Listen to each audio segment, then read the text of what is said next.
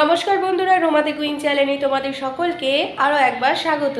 কেমন আছো সবাই? আশা করি তোমরা সকলেই ভালো আছো, আমরাও ভালো আছি। তো আজকে হলো শনিবার, এখন ঘড়িতে বাজে সকাল 10টা। এখন থেকে এই ব্লগটা স্টার্ট করছি। তো মা আজকে সকাল সকাল বাজারে গিয়েছিল, বাজার করে এসেছে, এখন মা পুজো দিচ্ছে। আর এদিকে ওই যে তার ফোন করছে বাবাটা।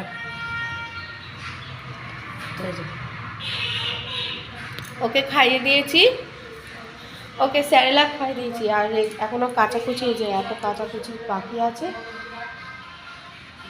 তো এইসব কাচবো। আর এদিকে মা পুজো দিচ্ছে। তো এবার চাটা করি, চা খাবো।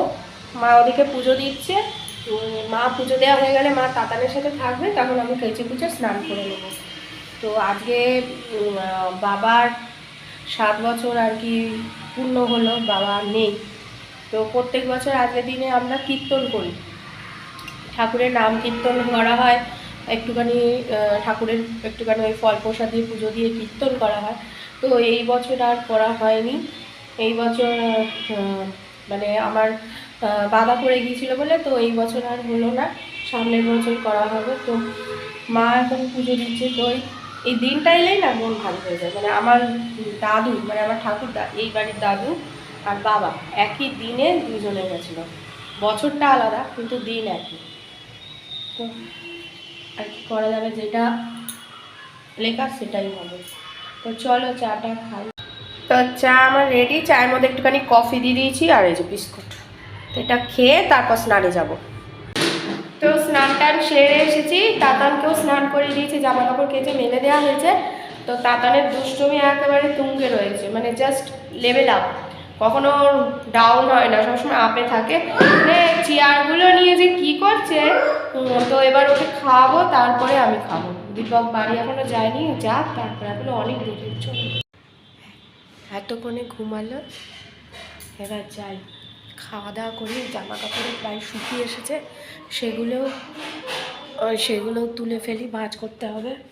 এদিকেও ঘুমাচ্ছি, আবার কখন উঠে যায় তার নাই ঠিক। শুভ সন্ধ্যা বন্ধুরা। তো এখন ঘড়িতে বাজে 7টা। তাতানকে স্যারেলাক খাই দিচ্ছি।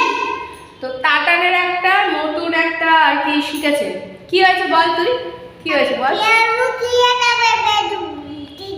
না তো কি কি ব্যথা করছে বলছিলিস তখন, বল। বেগুন, বেলুন। না তোর এখন কি ব্যথা করছিল বলছিলিস? হ্যাঁ বেলুন, বেলুন। এখন খালি খালি কথায় কথা বলবে আমার কি পেট ব্যথা করছে গো, আমার কোমর ব্যথা করছে গো, খালি বলবে আমার মাথা ব্যথা করছে। বিছানায় ও শোবে, ওর খুব পেট ব্যথা করছে।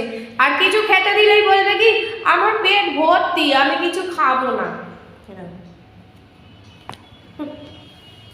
আবার একটা নতুন শিখেছে, যদি কোনো কিছু ওকে বলা হয় যে বাবা এটা এটা করবি, এটা খাবি, বলে না না পেট ভর্তি, আর আর না আর না, অনেক হয়েছে অনেক হয়েছে। এবার আমরা কোনো কথা বললে বলবে ও বাদ দাও না কথাগুলো, চুপ করো না, বাদ দাও কথাগুলো, বাদ দাও। ঠিক সেম টু সেম এরকমভাবে কথাগুলো বলবে, পাকা বুড়ো একেবারে। তো এই যে চা নিয়ে এসেছি, মার হলো লিকার চায় কফি, আমার দুধ চায় কফি। আর আজকে থেকে মাকে বলেছি একদম চিনি খাবে না। মা তো আগে বাতাসা দিয়ে চা খেত, তারপরে আমি যখনই চা খেতাম একটু চিনি দিয়ে ফেলতাম। তো এখন মার রিপোর্ট চলে এসেছে সুগার একদম নর্মাল, মোটেও না। তো একদম এখন থেকেই মাকে বলেছে চিনি ছাড়া অভ্যাস করো চা খাওয়া। মা বলছে প্রথম প্রথম একটা অন্তত বাতাসা দিস। তো একটা বাতাসা দিয়ে মাকে চা করে দিয়েছি। এরপর মার পরীক্ষা, দীর্ঘ পরীক্ষা হবে, সেই বাতাসা চিনি ছাড়া কি করে চা খাওয়া যায়। আগে কিন্তু আমি লিকার চা খেতাম চিনি ছাড়া, এখন নেহাত একটু ইচ্ছা হয়, এটা তো তাড়াতাড়ি ফোন নিয়ে নিচ্ছে। তো এখন নেহাত ইচ্ছা হয় বলে আমি চিনি দিয়ে খাই, নাহলে কিন্তু আমি চিনি ছাড়া। কোনটা নিয়ে নেবে? ও ফোন নিয়ে নেবে। তো চলো চাটা খাই এখন। তো এই যে আজকে সন্ধ্যের খাবার বাটার টোস্ট, পাউরুটি কালকে মা এনেছিল। তো আজকে আর তাতানকে দিইনি, আজকে আমি খাবো। তো ওই যে আলু ভাজা একটুখানি তাতানের জন্য করেছিলাম, তো এটা রয়েছে। তো এই আলু ভাজাটা রয়েছে।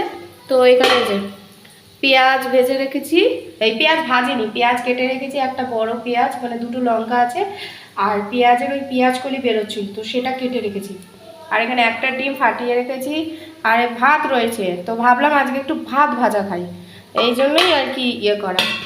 তো আগে এবার আলুটা ভাজা হয়ে গেলে এবার পেঁয়াজগুলো দিয়ে দেবো,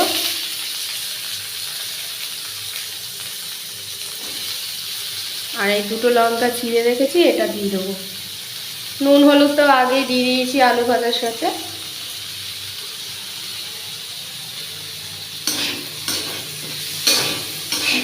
অনেক দিন পর আমি এই ভাত ভাজাটা করছি, অনেক দিন, এখন খাওয়াই হয় না, বাসি ভাত থাকলেও না মা আর করে না, আর করতেও দেয় না। তো আজকে টাটকা ভাত, এটা সকালে ভাত করেছে মা দুপুরে, এবার সেই রাতের বেলা মা দুপুরবেলাতে আজকে ভোলা মাছ করেছে, এবার রাতের বেলা মা রুটিও করেছে, কিন্তু আজকে কি ইচ্ছা হলো আমার যে না আজকে একটু ভাত ভাজা করে খাই। মা খাবে না, আমি খাবো, মা রুটি খাবে।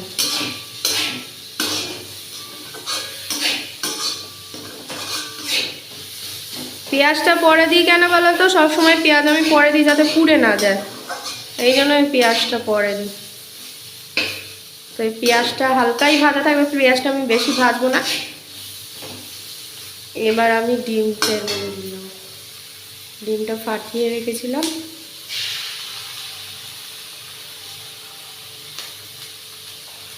নুন দিয়ে ফাটানো।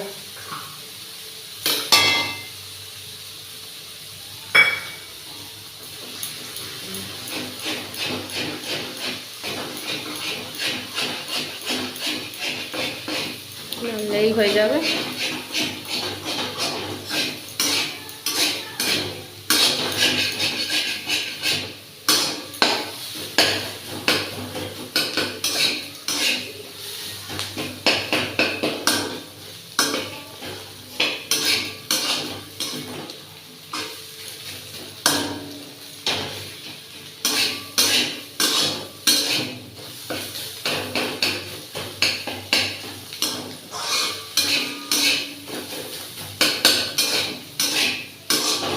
আরে কেন জানি না, খেতে খুব ইচ্ছা করলো, এই জন্যই করা।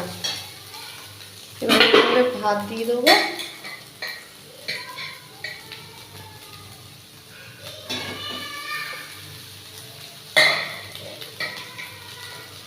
ব্যাস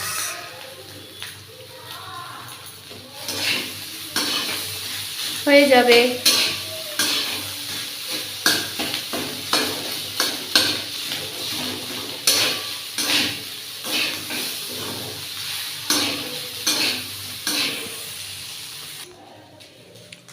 তো আমার ভাত ভাজা রেডি, এবার খাওয়ার পালা। তো দীপক ফোন করেছে, বাড়ি চলে গেছে, তো চলো খাওয়া দাওয়া করে নিই, ভোলা মাছ আছে, ভোলা মাছ দিয়ে খাবো। তো খাওয়া দাওয়া তো সব কমপ্লিট হয়ে গেছে, ভাত ভাজাটা অনেকদিন পর খেলাম, দারুণ লেগেছে খেতে। তো আমি অল্প খেয়েছি, আর মার জন্য অল্প রেখেছিলাম, মা তো খুব রাগারাগি করছে, খাবে না খাবে না, তেলে ভাজা মা খেতে চায় না। তো মাকে বললাম না একটু খাও না, খেয়ে দেখো কেমন হয়। তো মারও খুব ভালো লেগেছে। তো এবার এডিটিং করব, তাতানকে আলু ভাজা দিয়েছিলাম রুটির সাথে, খেলো না পুরোটা।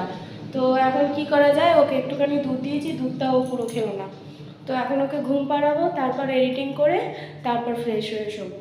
তো চলো আজকের দিনটা এরকমই গেল, আবার একটা নতুন দিন আর নতুন ব্লগ নিয়ে শুরু করব। তো চলো আজকের দিনটা একটুখানি থাক, আবার একটা নতুন ব্লগ নিয়ে অবশ্যই হাজির হবো। ততদিন সুস্থ থেকো, ভালো থেকো, সকলকে ভালো রেখো। আর যারা এখন অবধি আমার চ্যানেলটিকে সাবস্ক্রাইব করেনি তারা প্লিজ আমার চ্যানেলটিকে সাবস্ক্রাইব করে আমার পাশে থেকো। তো চলো tata, bye bye, good night.